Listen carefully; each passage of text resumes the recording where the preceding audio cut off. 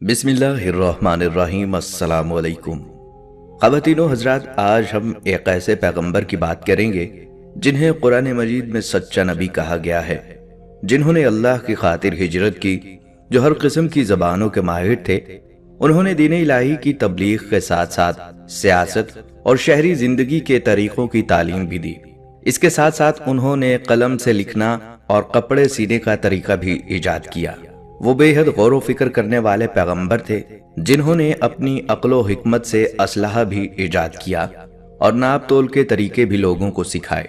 उन्होंने अपनी उम्मत को ये पेशीन गोई भी की कि उनकी तरह बहुत से अंबिया कराम तशरीफ लाएंगे जो सब के सब पाक होंगे और अल्लाह के दीन को राइज करेंगे। वो कदरे गुस्से वाले पैगंबर भी थे। उन सच्चे और अक्ल व जहानत वाले पैगंबर का नाम हजरत इदरीस अलैहिस्सलाम था। आज की इस वीडियो में हम आपको बताएंगे कि हजरत इदरीस अलैहिस्सलाम का हजरत आदम अलैहिस्सलाम और हजरत शीस अलैहिस्सलाम से क्या रिश्ता था और हजरत इदरीस अलैहिस्सलाम के बाद कौन से नबी आए, उन्होंने किसके खिलाफ जहाद किया और उनकी क्या क्या नुमाया खसूसियात हैं। आपसे गुजारिश है कि वीडियो को आखिर तक लाजमी देखिएगा। नाजरीन इकराम, हजरत आदम अलैहिस्सलाम अल्लाह के पहले पैगंबर थे जो जमीन पर इंसानी बस्तियां बसाने वाले अव्वलीन फर्द थे, इसलिए उन्हें अबुल बशर भी कहा जाता है। जब हजरत आदम अलैहिस्सलाम जन्नत से निकाले गए तो उनके साथ जन्नत से हर किस्म के बीज और मूसा अलैहिस्सलाम का 10 गज लंबा असा और दरख्तों के भी तरह तरह के बीज आए थे। लेकिन हजरत आदम अलैहिस्सलाम खता की नदामत, शर्मिंदगी और तौबा की फिक्र में परेशान रहते थे। इब्लीस लईन ने इस मौके को गनीमत जानकर अपना हाथ उन बीजों पर फेरा। जिस बीज को शैतान लईन का हाथ लगा वो बेफायदा हो गया और जो उसके हाथ से बच गया वो फायदामंद हो गया। जब हजरत आदम अलैहिस्सलाम जन्नत से उतरे तो अर्ज किया, या इलाही, यहाँ कोई तस्बीह व तहलील और तेरी तकदीस बयान करने वाला नजर नहीं आता और न ही कोई इबादत गाह है। परवरदिगार आलम ने जिब्राईल अलैहिस्सलाम को वहां भेजा। बैतुल मामूर के बराबर जहां खाना काबा है, वहां जिब्राईल अलैहिस्सलाम ने अपना पर मारा तो 7वीं जमीन के नीचे से ऊपर तक बुनियाद पड़ गई, जिसको फरिश्तों ने बड़े बड़े पत्थरों से पुर किया। वो ऐसे पत्थर थे जिन्हें 10 आदमी मिलकर भी उठा न सकते थे। ये पत्थर कोहे लिबनान, कोहे तूर, सीना, कोहे जोदी और कोहे हीरा से लाए गए थे। इसी बुनियाद पर बैतुल मामूर को नाजिल फरमा कर टिकाया गया था ताकि उसके इर्द गिर्द आदम अलैहिस्सलाम और उनकी औलाद तवाफ करें। जब हजरत आदम अलैहिस्सलाम और बीबी हव्वा की तौबा कबूल हो गई तो उन्हें इत्मीनान हो गया। जिंदगी चैन और सुकून से बसर करने लगे तो बीबी हव्वा के बतन से जोड़ा जोड़ा बच्चे पैदा होने लगे। हजरत आदम अलैहिस्सलाम अल्लाह ताला के हुक्म से जिस भाई के साथ बहन पैदा होती थी, दूसरे जोड़े से उसका निकाह कर देते थे। सबसे बड़े काबिल के साथ जो लड़की पैदा हुई उसका नाम अक्लिमा था। वो निहायत खूबसूरत थी, इसलिए काबिल उससे दस्तबरदार होने को तैयार ना हुआ, हालांकि हाबिल उस लड़की का हकदार था। हजरत आदम अलैहिस्सलाम ने उनके झगड़े को देखकर उन्हें अल्लाह के हुजूर अपनी कुर्बानियां पेश करने का हुक्म दिया कि दोनों में से जिसकी कुर्बानी कबूल होगी वो अक्लिमा को पा सकेगा। कुर्बानी के कबूल होने की निशानी ये थी कि अल्लाह की तरफ से आग आकर उस कुर्बानी को जला जाती, जिससे पता चल जाता था कि बारगाहे इलाही में कुर्बानी की कबूलियत हो गई है। चुनांचे बहुक्म खुदा हाबिल की कुर्बानी कबूल हुई, जिसने काबिल को गजबनाक कर दिया। उसने गमो गुस्से से मगलूब होकर हाबिल से कहा, अब मैं तुझे कत्ल कर दूंगा, जैसा कि कुरान करीम में इरशाद बारी ताला है। और ऐ पैगंबर, उनके सामने आदम के 2 बेटों का वाकया ठीक ठीक पढ़कर सुनाओ। जब दोनों ने एक एक कुर्बानी पेश की थी और उनमें से एक की कुर्बानी कबूल हो गई और दूसरे की कबूल ना हुई, उस दूसरे ने पहले से कहा, मैं तुझे कत्ल कर डालूंगा। पहले ने कहा, अल्लाह तो उन लोगों से कुर्बानी कबूल करता है जो मुत्तकी हों। अगर तुमने मुझे कत्ल करने को अपना हाथ बढ़ाया तब भी मैं तुम्हें कत्ल करने को अपना हाथ नहीं बढ़ाऊंगा। मैं तो अल्लाह रब्बुल आलमीन से डरता हूं। मैं तो ये चाहता हूं कि अंजामकार तुम अपने और मेरे दोनों के गुनाह में पकड़े जाओ और दोज़खियों में शामिल हो, और यही जालिमों की सजा है। आखिरकार उसके नफ्स ने उसको अपने भाई के कत्ल पर आमादा कर लिया। चुनांचे उसने अपने भाई को कत्ल कर डाला اور نامرادوں میں شامل ہو گیا۔ کہتے ہیں کہ جنگل میں حابیل ایک پتھر پر سر رکھ کر سویا ہوا تھا کہ قابیل نے اوپر سے دوسرے پتھر سے مار کر شہید کر دیا، لیکن قتل کرنے کے بعد اس کی لاش کو چھپانے کا طریقہ نہیں جانتا تھا، کیونکہ اس سے پہلے آدم علیہ السلام کی اولاد میں سے کوئی فوت نہیں ہوا تھا۔ اس لیے قابیل حیران اور پریشان تھا کہ اب کیا کرے۔ پھر اللہ تعالیٰ نے مہربانی فرما کر ایک کوے کو بھیجا۔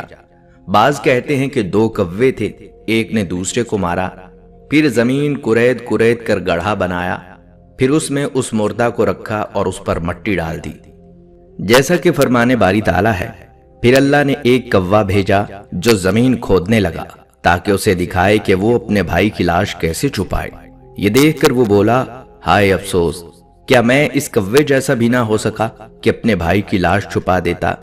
اس طرح بعد میں وہ بڑا شرمندہ ہوا۔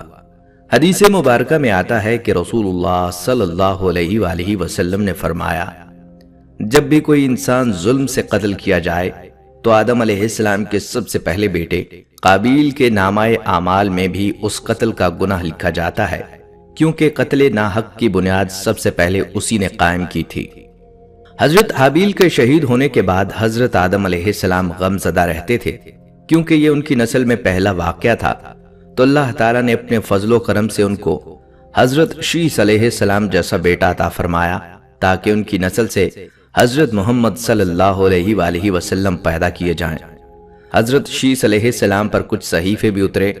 حضرت آدم علیہ السلام نے وصیت فرمائی تھی کہ حضرت نوح علیہ السلام کا زمانہ پاؤ تو میرے جسد کو کشتی نوح میں رکھ دینا، ورنہ اپنی اولاد کو نصیحت کر دینا۔ معراج النبوت میں ہے کہ حضرت شیس علیہ السلام حضرت آدم علیہ السلام کی تمام اولاد سے زیادہ حسین اور خوبصورت تھے، اور تمام ظاہری اور باطنی کمالات سے پر تھے، اور آپ کی پیشانی میں نور محمد صلی اللہ علیہ وآلہ وسلم سورج کی طرح چمکتا تھا۔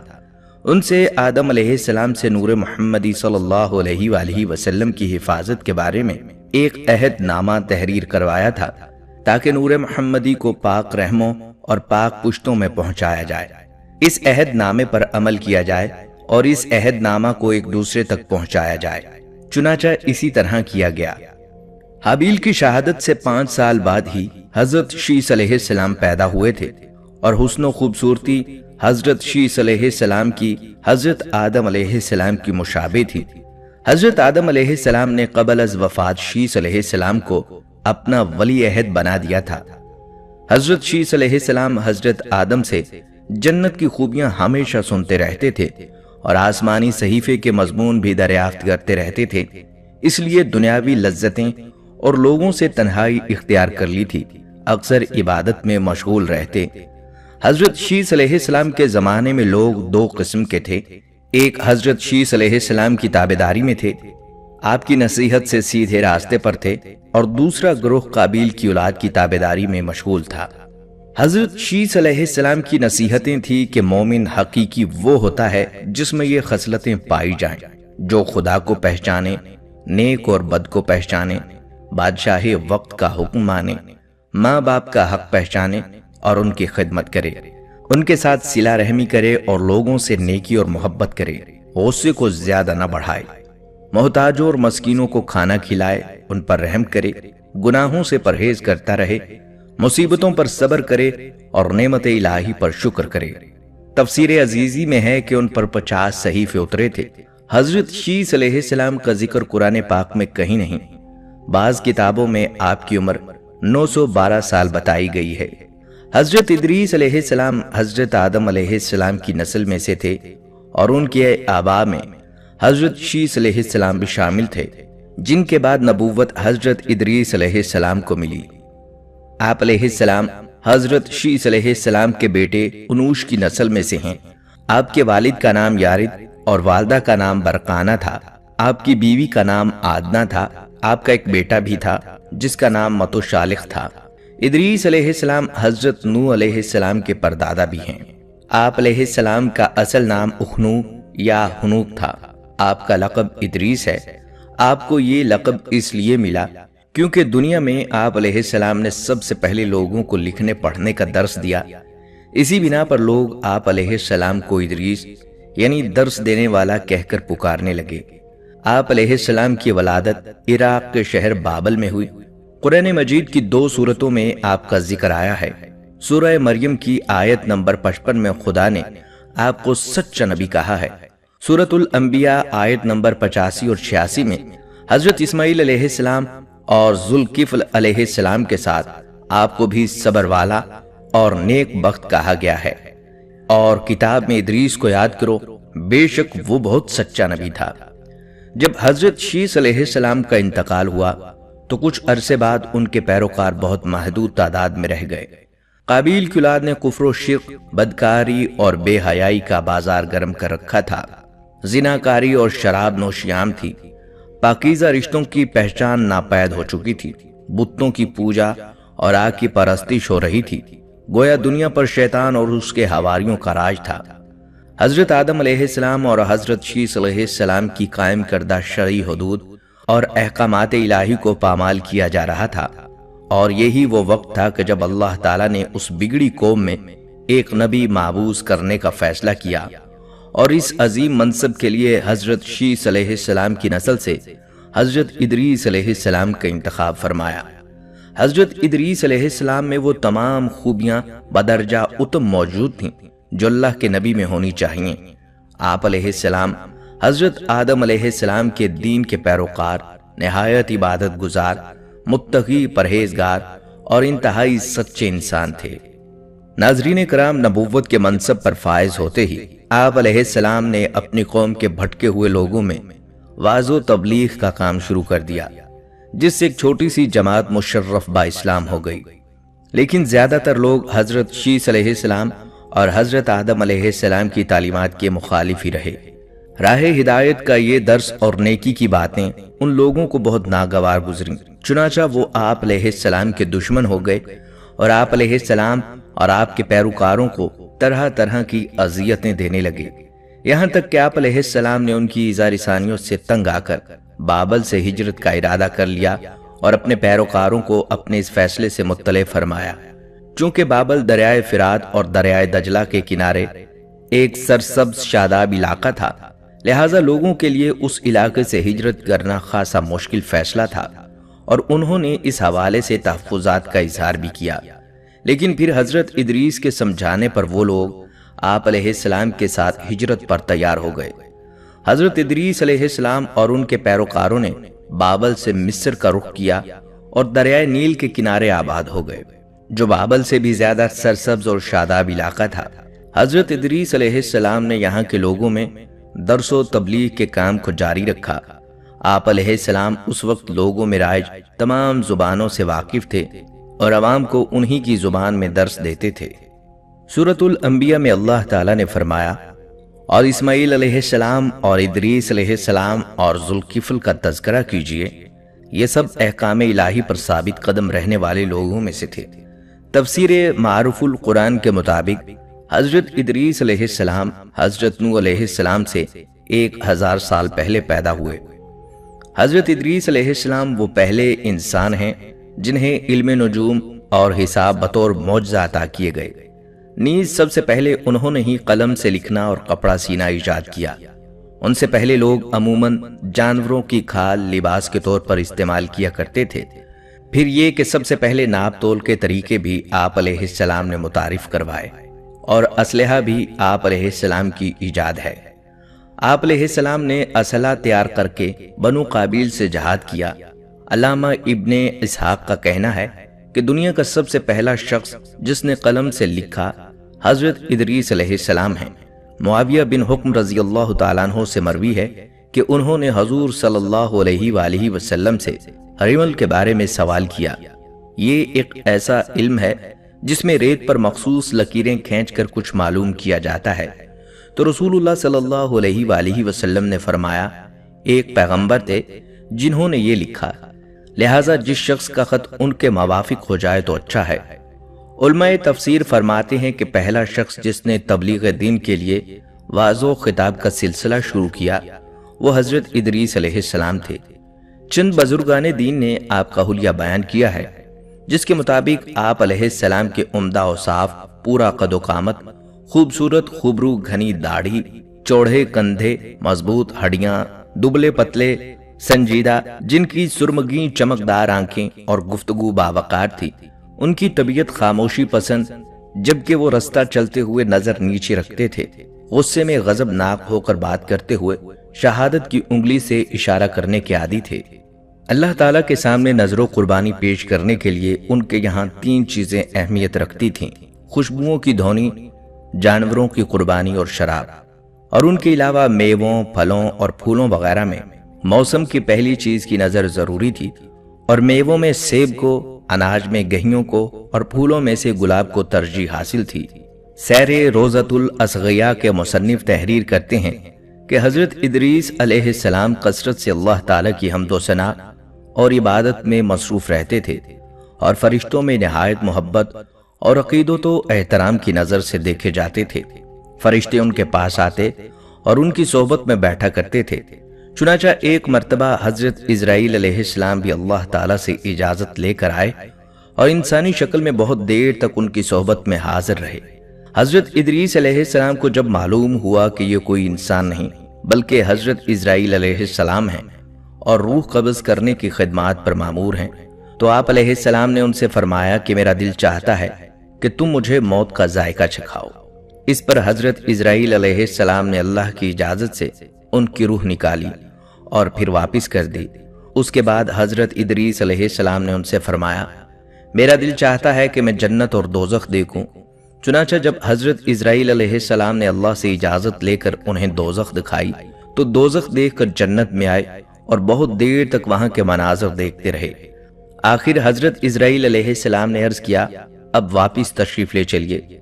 मगर हजरत इदरीस अलैहिस्सलाम ने जवाब में कहा, जब तक जन्नत दोज़ख को पैदा करने वाला मुझे यहाँ से जाने का हुक्म नहीं देगा, उस वक्त तक यहाँ से नहीं जाऊंगा।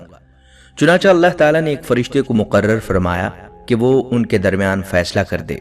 हजरत इजराइल अलैहिस्सलाम ने उस फरिश्ते को पूरी सूरत हाल बताई।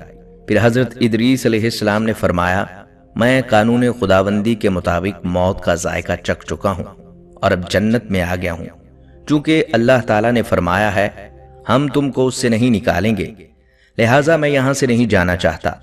हजरत काब अहबार की रिवायत है कि फरिश्ते ने अल्लाह ताला के हुक्म से फैसला किया, अच्छा आप अलैहिस्सलाम छठे आसमान पर रहिए और फरिश्तों के साथ इबादत कीजिए। चुनाचा हजरत इदरीस अलैहिस्सलाम छठे आसमान पर फरिश्तों के साथ इबादत में मशगूल हैं। वल्लाह अलम। इस सिलसिले में मुत्तफिक अलैह हदीस ये है कि हजरत इदरीस अलैहिस्सलाम चौथे आसमान पर हैं।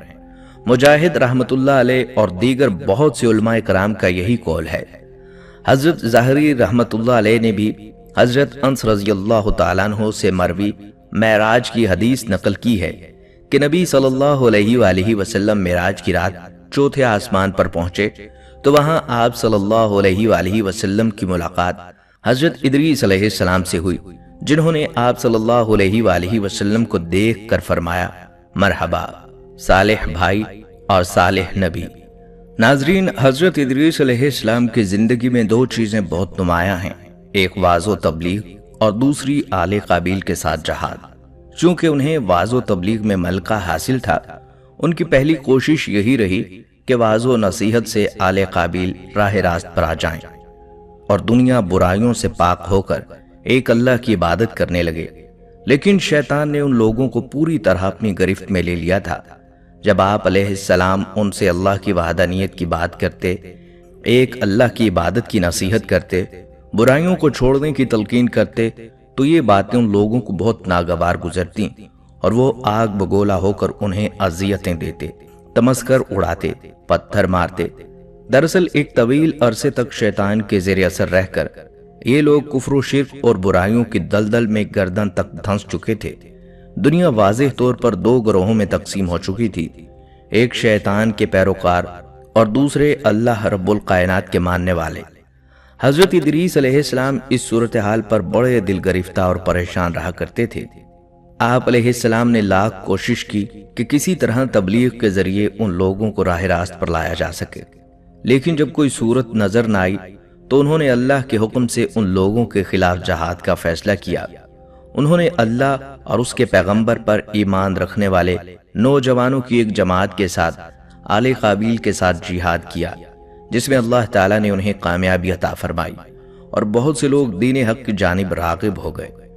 حضرت ادریس علیہ السلام نے اپنی امت کو یہ بھی بتایا کہ میری طرح اس عالم کی دینی دنیاوی اصلاح کے لیے بہت سے انبیاء کرام تشریف لائیں گے، اور ان کی نمایاں خصوصیات یہ ہوں گی: وہ ہر بری بات سے بری اور پاک ہوں گے، قابل ستائش اور فضائل میں کامل ہوں گے، زمین و آسمان کے احوال سے اور ان کے امور سے کہ جن میں کائنات کے لیے شفا ہے، زمین و آسمان کے احوال سے اور ان امور سے کہ جن میں کائنات کے لیے شفا ہے یا مرض، وحی الہی کے ذریعے اس سے واقف ہوں گے کہ کوئی سوالی خالی ہاتھ نہ رہے گا، وہ مستجاب الدعوات ہوں گے اور ان کے مذہب کے دعوت کا خلاصہ اصلاح کائنات ہوگا۔ بلال بن سیار کہتے ہیں کہ حضرت ابن عباس رضی اللہ تعالیٰ عنہ نے حضرت قعب سے پوچھا کہ قرآن پاک کی اس آیت یعنی ہم نے ان کو اونچی جگہ اٹھا لیا کا کیا مطلب ہے؟ تو حضرت قعب رضی اللہ تعالیٰ عنہ نے فرمایا، اللہ تعالیٰ نے جب حضرت ادریس علیہ السلام کی طرف وحی بھیجی کہ میں تمہیں ہر روز تمام بنی آدم کے اعمال کے برابر درجات دیتا ہوں، اس سے مراد اس زمانے کے تمام بنی آدم ہیں، تو حضرت ادریس علیہ السلام نے چاہا کہ پھر تو اعمال میں اور اضافہ ہونا چاہیے، لہٰذا جب ان کے پاس فرشتے آئے تو انہوں نے وحی کا ذکر کرتے ہوئے کہا، میں چاہتا ہوں کہ ملک الموت سے بات کروں اور پوچھوں کہ کب تک میری زندگی باقی ہے۔ فرشتے نے حضرت ادریس علیہ السلام کو اپنے پروں پر اٹھا لیا اور انہیں لے کر آسمان کی طرف بلند ہو گیا۔ جب وہ چوتھے آسمان پر پہنچے تو ان کی ملک الموت سے ملاقات ہو گئی جو نیچے اتر رہے تھے۔ حضرت ادریس علیہ السلام کے دوست فرشتے نے ملک الموت سے حضرت ادریس علیہ السلام کے بارے میں ذکر کیا تو اسرائیل علیہ السلام نے پوچھا، حضرت ادریس کہاں ہیں؟ فرشتے نے جواب دیا کہ وہ میری پشت پر ہیں۔ اس پر ملک الموت نے حیرت کا اظہار کرتے ہوئے کہا، واہ، تعجب ہے، مجھے پروردگار کی طرف سے کہہ کر بھیجا گیا ہے کہ حضرت ادریس کی روح چوتھے آسمان پر قبض کر لوں، تو میں نے سوچا کہ وہ تو زمین پر ہیں، ان کی روح چوتھے آسمان پر کیسے قبض کروں؟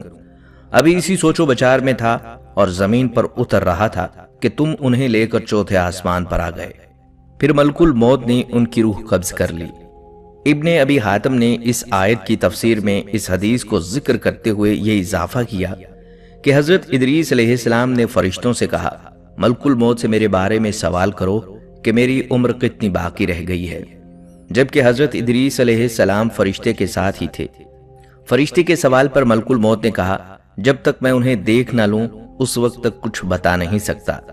پھر ملک الموت نے حضرت ادریس علیہ السلام کو دیکھ لیا تو فرشتے سے کہا، آپ مجھ سے ایسے شخص کے بارے میں سوال کر رہے ہیں جس کی زندگی پلک جھپکنے سے بھی زیادہ نہیں رہی۔ پھر فرشتے نے پر کے نیچے حضرت ادریس علیہ السلام کو دیکھا تو ان کی وفات ہو چکی تھی۔ قصص الانبیاء۔ ناظرین، حضرت ادریس علیہ السلام نے جو قواعد و ضوابط اور قانون وضع کیے وہ زمانے کے تمام طبقہ ہائے فکر کے لیے قبول تھے۔ قرۂ ارض پر موجود آبادی کو انتظام و انصرام کے غرض سے 4 حصوں میں تقسیم کر کے ہر حصے کے لیے ایک حاکم مقرر فرمایا اور اس جغرافیائی تقسیم کی بنیاد پر قوانین وضع کیے۔ حضرت ادریس علیہ السلام نے جو شریعت پیش کی اس کا خلاصہ یہ ہے، پرستش کے لائق ہستی وہی ہے جس نے آسمانوں اور زمین کو پیدا کیا۔ نیک اعمال سکون آشنا زندگی سے ہمکنار کرتے ہیں۔ نمبر 3، مادی دنیا اور اس سے تعلق رکھنے والی ہر شے عارضی اور فنا ہونے والی ہے۔ نمبر 4، عدل و انصاف اور قانون کی پاسداری سے معاشرے سے نفی طرزیں ختم ہو جاتی ہیں۔ نمبر 5، شرعی احکام پر غور و فکر کے ساتھ عمل درآمد سے بہترین نتائج مرتب ہوتے ہیں۔ نمبر 6، حرام سے دل زنگ آلود ہو جاتا ہے، اس سے اجتناب کرنا چاہیے۔ نمبر 7، طہارت و پاکیزگی کا اہتمام ایمان کا حصہ ہے۔ نمبر 8، ایام بیض یعنی ہر قمری ماہ کی 13، 14 اور 15 تاریخ کے روزے رکھنا اور زکوٰۃ دینا باطنی پاکیزی اور مال و دولت کی محبت سے نجات کے لیے بہترین عمل ہے۔ نمبر 9، حضرت ادریس علیہ السلام نے اپنی امت کے لیے سال میں چند دن عید کے لیے مقرر فرمائے اور مخصوص اوقات میں نظر اور قربانی دینا فرض قرار دیا۔ شہروں میں سڑکوں کا جال بچھایا، کاروبار کے لیے مارکیٹیں بنوائی، کھیل کود کے لیے میدان بنوائے، مکانات اور دوسری عمارتوں کو نقشے کے مطابق بنانے کی پلاننگ کی۔ حضرت ادریس علیہ السلام نے علم و عمل کے اعتبار سے نوع انسانی کو 3 طبقات میں تقسیم کیا: علماء، بادشاہ، رعیت۔ حسب ترتیب ان کے مراتب مقرر فرمائے۔ علماء کو پہلا اور بلند درجہ دیا گیا، اس لیے کہ وہ اللہ تعالیٰ کے سامنے اپنے نفس کے علاوہ بادشاہ اور رعایا کے معاملات میں جواب دہ ہیں۔ بادشاہ کو دوسرے درجے پر رکھا گیا کہ وہ اپنے نفس اور امور مملکت کے جواب دہ ہیں۔ رعایا چونکہ صرف اپنے نفس کے لیے جواب دہ ہے، اس لیے وہ تیسرے طبقے میں شامل کی گئی، لیکن یہ طبقات نسل و خاندانی امتیازات کے لحاظ سے نہیں تھے۔ روایت کی جاتی ہے کہ ان کی انگوٹھی پر یہ عبارت کندہ تھی: اللہ پر ایمان کے ساتھ صبر فتح مندی کی علامت ہے۔ کمر سے باندھنے والے پٹکے پر تحریر تھا: حقیقی عیدیں اللہ تعالیٰ کے فرائض کی حفاظت میں مخفی ہیں اور دین کا کمال شریعت سے وابستہ ہے۔ نماز جنازہ کے وقت جو پٹکا باندھتے تھے اس پر حسب ذیل جملے تحریر تھے: سعادت مند وہ ہے جو اپنے نفس کی نگرانی کرتا ہے، اللہ کے سامنے انسان کے شفیع اس کے اپنے نیک اعمال ہیں۔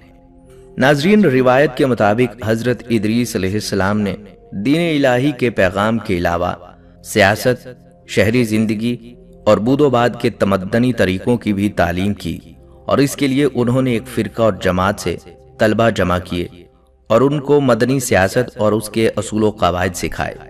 جب یہ طلبہ کامل اور ماہر بن کر اپنے قبائل کی طرف لوٹے تو انہوں نے شہر اور بستیاں آباد کی جن کو مدنی اصولوں پر بسایا۔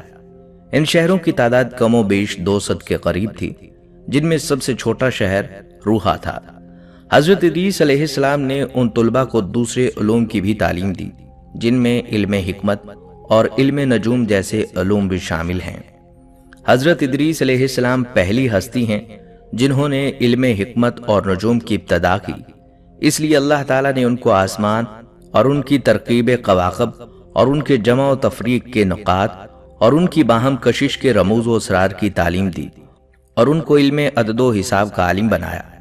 اور اگر اس پیغمبر خدا کے ذریعے ان علوم کا علم نہ ہوتا تو انسانی فطرت کی وہاں تک رسائی مشکل تھی۔ انہوں نے مختلف گروہوں اور امتوں کے لیے ان کے مناسب حال، قوانین و قواعد مقرر فرمائے۔ حضرت ادریس علیہ السلام کی بیان کردہ حکمت اور ان کے علوم کے سامنے رکھ کر تفکر کیا جائے، یہ حقیقت آشکار ہو جاتی ہے کہ اللہ کی تفویض کردہ امانت یعنی خلافت و نیابت سے متعلق علوم اور ان علوم کے ذریعے کائنات میں تصرف کر کے موجودات کو تسخیر کا اختیار صرف انسان کو حاصل ہے۔ اللہ نے بحیثیت خالق اپنے بندوں کو ایسا علم عطا کیا کہ ان کے اندر ساری تخلیقی صلاحیتیں پیدا ہو گئیں۔ آدم زاد ان صلاحیتوں کے استعمال سے اللہ کی مخلوق کو فائدہ بھی پہنچا سکتا ہے اور اپنی ان تخلیقی صلاحیتوں سے مخلوق پر عرصہ حیات تنگ بھی کر دیتا ہے۔ صلاحیتوں کے استعمال سے سامنے آنے والی تخلیق طرز فکری کی عکاسی کرتی ہے۔ طرز فکر اگر مثبت ہے اور انبیاء اکرام اور ان کے وارث اولیاء اللہ کی طرز و فکر سے ہم آہنگ ہیں تو اس سے جو بھی عمل صادر ہوتا ہے وہ بھی نئی تخلیق سامنے آتی ہے۔ وہ نوع انسانی اور دیگر مخلوق کے لیے سکون، آرام، راحت اور خوشی کا باعث ہوتی ہے۔